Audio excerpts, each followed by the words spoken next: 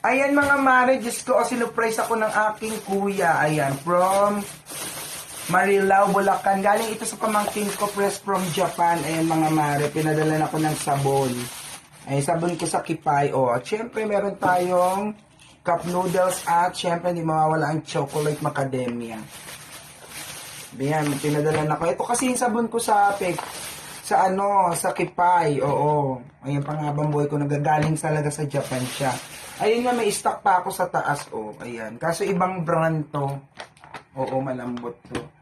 Ayan, kilay-kilay. So, ayan lang mga mare, shiner ko lang sa inyo. Nagulat ako, ayan, na-surprise. Ito masarap to, oh, sipon. So, maraming salamat nga pala sa aking pamangkin, kay Rosalie Reyes. Ayan. God bless dyan, ingat ka dyan sa Japan. Maraming salamat sa pasalubong mo. Ayan. Bye!